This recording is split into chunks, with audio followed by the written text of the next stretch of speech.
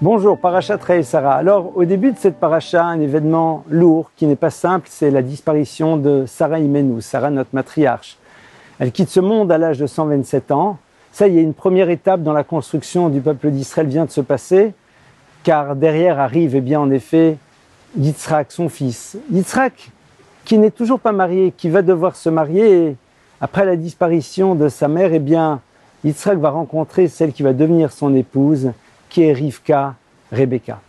Ce qui est très intéressant, c'est de rapporter ce que la Torah va nous dire sur ce que faisait Yitzhak au moment où Rebecca est en train d'arriver à sa rencontre. Alors on connaît l'histoire bien sûr de Eliezer, le serviteur d'Abraham, qui va chercher Rebecca, qui la ramène, mais le texte nous parle du moment de la rencontre et nous dit « Vayetze Yitzhak la suach basodeh lifnot erev ». Yitzhak est sorti la souach basadeh. La souach basadeh, ça veut dire quoi? Se promener dans les champs? Eh bien, les maîtres du Talmud nous disent non, pas du tout.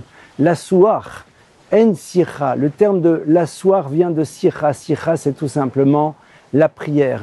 Tefila le'ani ki atov velifne Hashem yishpor sircho. C'est un verset dans lequel nous voyons qu'en effet, le terme de la souach veut dire la prière. Lifnot erev. Lorsque le soir arrive, ce n'est pas encore la nuit, nous sommes dans l'après-midi. En effet, nous savons que Yitzhak va inventer la prière de Mincha de l'après-midi. Mais c'est intéressant de voir comment la Torah va joindre la rencontre que Yitzhak va faire avec Rivka, sa future épouse, et le moment dans lequel il est sorti prier.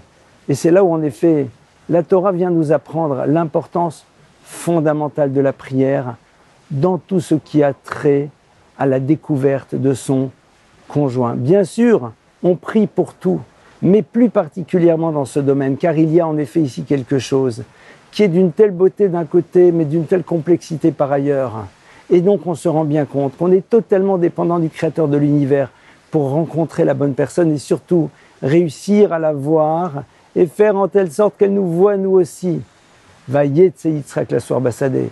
Yitzhak, parce qu'il sait que Eliezer est parti chercher une épouse pour lui, et bien de son côté, est en train de prier dans les champs. Il est à l'extérieur, face au Créateur de l'univers, en lui demandant de l'aider et de faire en telle sorte qu'il puisse rencontrer celle qui va devenir une des matriarches.